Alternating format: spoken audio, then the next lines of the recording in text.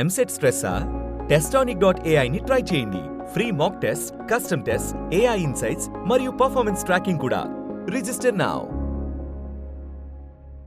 తల్లి దుర్గా భవానీ పుణ్య భూమిపై మీ అందరినీ కలవడం నాకు ఆనందముగా ఉన్నది.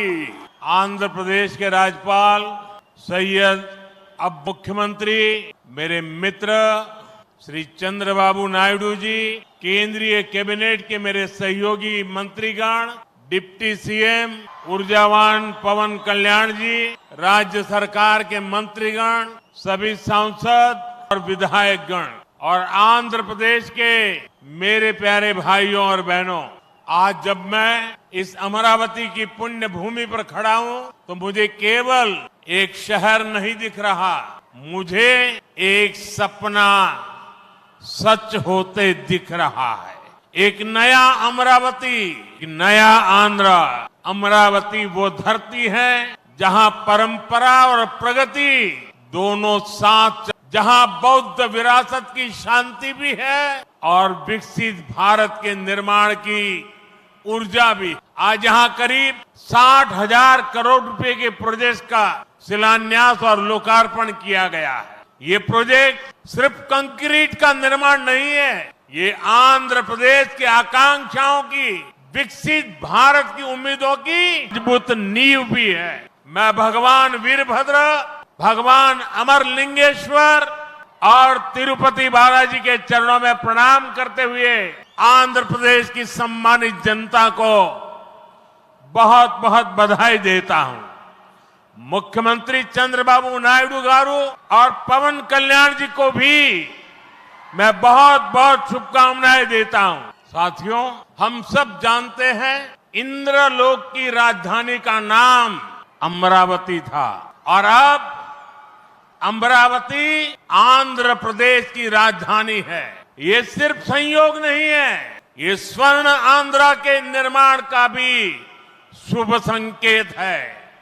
स्वर्ण आंध्रा विकसित भारत की राह को मजबूत करेगा और अमरावती स्वर्ण आंध्रा के विजन को। अमरावती केवलम ओक नगरम का दो, अमरावती ओक शक्ति। आंध्र प्रदेश नो आधुनिक प्रदेश का मार्चे शक्ति, आंध्र प्रदेश नो अधुनातन प्रदेश गा मार्चे शक्ति। साथियों, अमरावती एक ऐसा शहर होगा जहां आंध्र प्रदेश के हर नौजवान के सपने साकार होंगे। Information technology, artificial intelligence, green energy, clean industry, शिक्षा और स्वास्थ्य, आने वाले कुछ सालों में इन सारे सेक्टर में अमरावती एक लीडिंग सिटी बनकर खड़ा होगा। इन सारे सेक्टर्स के लिए जो भी इंफ्रास्ट्रक्चर जरूरी होगा, केंद्र सरकार उसे रिकॉर्ड स्पीड से पूरा करने में राज्य सरकार की पूरी मदद कर रही है। మిత్రులారా, అమరావతి అనేది ప్రతి ఆంధ్ర యువకుడి కలలు నిజమయ్యే నగరంగా తయారవబోతుంది. Information technology, artificial intelligence, green energy, clean industries, విద్య, ఆరోగ్య రంగాల్లో రానున్న రోజుల్లో అమరావతి దేశంలోనే ప్రధాన. अभी हमारे चंद्रबाबू जी टेक्नोलॉजी को लेकर के मेरी भारी तारीफ, लेकिन मैं आज देता हूं, जब मैं गुजरात में नया मुख्यमंत्री बना तो मैं बाबू हैदराबाद में बैठ करके किस प्रकार के इनिशिएटिव ले रहे हैं उसका बड़ा बारीकी से अध्ययन करता था और मैं उसमें से बहुत कुछ सीखता था और उसे आज मुझे लागू करने का अवसर मिला है। मैं लागू कर रहा हूं और मैं अपने अनुभव से कहता हूं, फ्यूचर टेक्नोलॉजी हो, बहुत बड़े स्केल पर काम करना हो और जल्दी से इसे जमीन पर उतारना हो तो वो काम चंद्रबाबू उत्तम से उत्तम तरीके से कर सकते हैं। साथियों, 2015 में मुझे प्रजा राजधानी का शिलान्यास करने का अवसर मिला था। बीते सालों में केंद्र सरकार अमरावती के लिए मदद दी है। यहाँ बेसिक इंफ्रास्ट्रक्चर के निर्माण के लिए सभी कदम उठाए गए हैं। अब चंद्रबाबू गारू के नेतृत्व में राज्य सरकार बनने के बाद सारे ग्रह जो लगे थे अब हट गए हैं।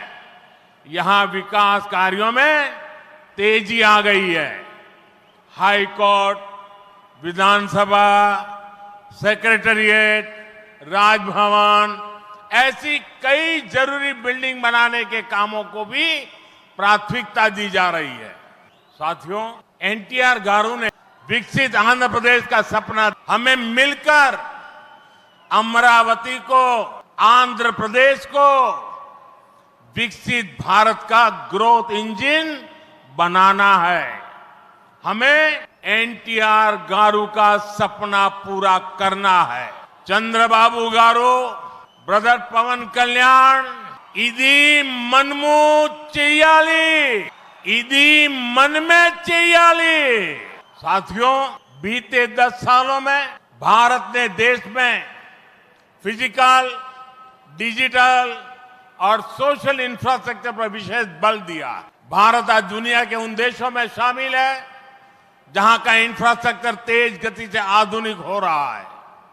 इसका फायदा आंध्र प्रदेश को भी मिल रहा है। आज भी रेल और रोड से जुड़े हजारों करोड़ के प्रोजेक्ट आंध्र प्रदेश को मिले हैं। यहां आंध्र प्रदेश में कनेक्टिविटी का नया अध्याय लिखा जा रहा।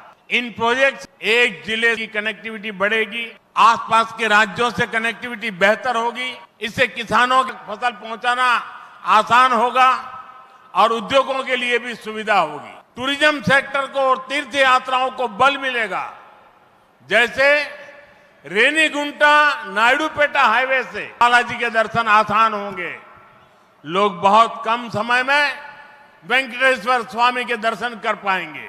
साथियों, दुनिया में जो भी देश तेजी से विकसित हुए हैं, उन्होंने अपनी रेलवे पर बहुत अधिक बल दिया। बीता दशक भारत में रेलवे के ट्रांसफॉर्मेशन का रहा। भारत सरकार ने आंध्र प्रदेश में रेलवे के विकास के लिए रिकॉर्ड पैसे भेजे। वर्ष 2009 से 2014 तक आंध्र प्रदेश और तेलंगाना के लिए रेलवे 900 करोड़ रुपए से भी कम था, जबकि आज सिर्फ आंध्र का ही रेल बजट 9,000 करोड़ रुपए से ज्यादा का है, यानी करीब 10 की बढ़ोतरी हुई है। साथियों, रेलवे के बढ़े हुए बजट से आंध्र का 100% इलेक्ट्रिफिकेशन हो चुका है। यहाँ 8 जोड़ी आधुनिक, साथ ही आधुनिक सुविधाओं वाली अमृत भारत ट्रेन भी आंध्र प्रदेश से होकर गुजरती है। बीते 10 साल में आंध्र प्रदेश में 750 से अधिक रेल फ्लाईओवर और अंडरपास बनाए गए हैं। इसके अलावा आंध्र प्रदेश के 7 रेलवे स्टेशनों को अमृत भारत स्टेशन योजना के तहत विकसित किया जा रहा है। इंफ्रास्ट्रक्चर के लिए जब इतने सारे काम होते हैं तो उसका बहुत मल्टीप्लायर इफेक्ट होता है। इंफ्रास्ट्रक्चर के निर्माण में जो रॉ मटेरियल लगता है, उसे मैन्युफैक्चरिंग इंडस्ट्री, सीमेंट का काम हो, स्टील का काम हो, ट्रांसपोर्टेशन का काम हो, ऐसे हर सेक्टर को इससे फायदा होता है। इंफ्रास्ट्रक्चर विकास का सीधा लाभ हमारे नौजवानों को होता है, उन्हें ज्यादा रोजगार मिलते हैं। आंध्र प्रदेश के भी हजारों युवाओं को इन इंफ्रा प्रोजेक्ट से रोजगार के नए मौके। साथियों, मैंने लाल किले से कहा था, विकसित भारत का निर्माण गरीब, किसान, नौजवान और नारी शक्ति, इन 4 पिलर्स पर होगा। एनडीए सरकार की नीति के केंद्र में 4 पिलर सबसे अहम है। हम विशेषकर किसानों के हितों को बड़ी प्राथमिकता देते हुए काम कर रहे हैं। किसानों की जेब पर बोझ न पड़े, और इसलिए बीते 10 सालों में केंद्र सरकार ने सस्ती खाद देने के लिए करीब 12 लाख करोड़ रुपए खर्च किए। हजारों नए और आधुनिक बीज भी किसानों को दिए।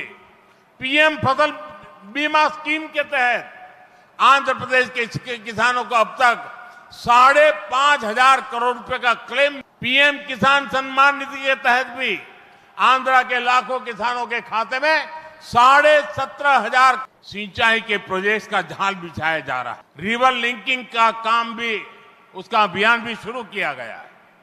हमारा लक्ष्य है कि हर खेत को पानी मिले, किसानों को पानी की दिक्कत ना हो।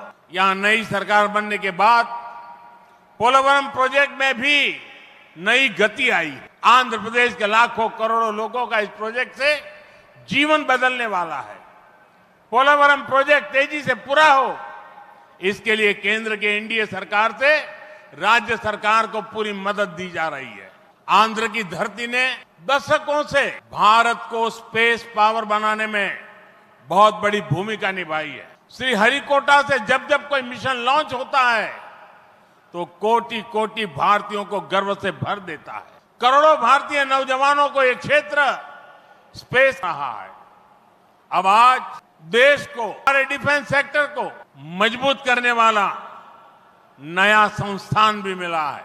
कुछ देर पहले हमने डीआरडीओ की नई मिसाइल टेस्टिंग रेंज की आधारशिला रखी है। नागरा लंका में बनने जा रही नवदुर्गा टेस्टिंग रेंज मां दुर्गा की तरह देश की डिफेंस पावर को शक्ति दे। मैं इसके लिए भी देश के वैज्ञानिकों को, आंध्र प्रदेश के लोगों को बधाई देता हूं।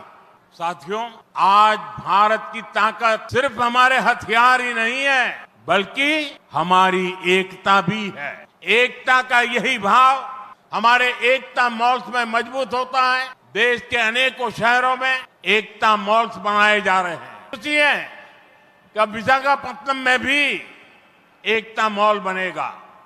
इस एकता मॉल में देश भर के कारीगरों, हस्तशिल्पियों के बड़े प्रोडक्ट एक ही, ये भारत की डायवर्सिटी से सबको जोड़ेगा।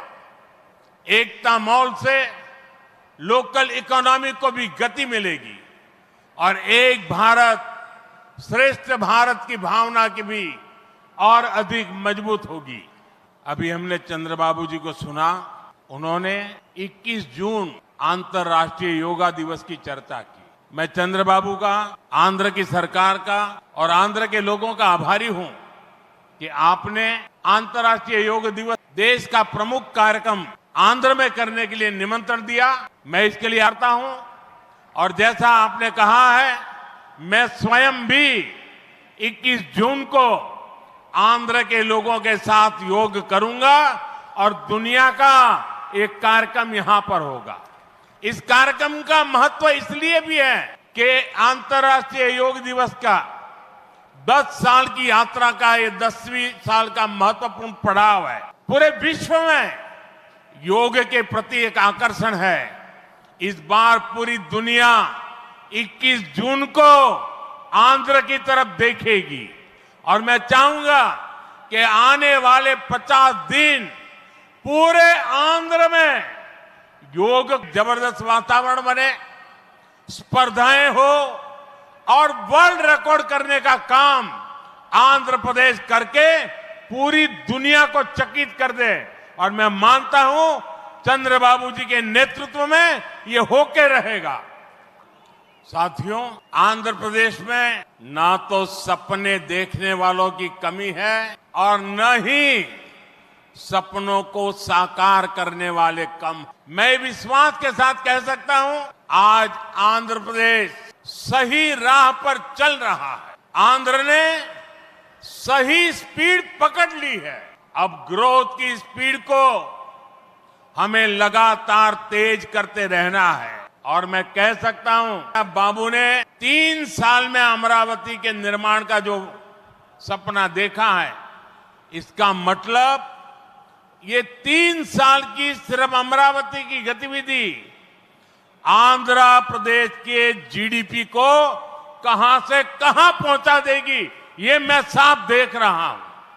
मैं आंध्र प्रदेश की जनता को, यहां जो मेरे सहयोगी बैठे हैं, सभी को फिर आश्वस्त करता हूं, आंध्र प्रदेश की प्रगति के लिए आप मुझे हमेशा अपने साथ कंधे से कंधा मिलाकर चलते हुए देखेंगे। एक बार फिर आप सभी को बहुत बहुत शुभकामनाएं మీ అందరి ఆశీర్వాదముతో ఈ కుటుంబి ఆంధ్రప్రదేశ్ అభివృద్ధికి కట్టుబడి ఉన్నది.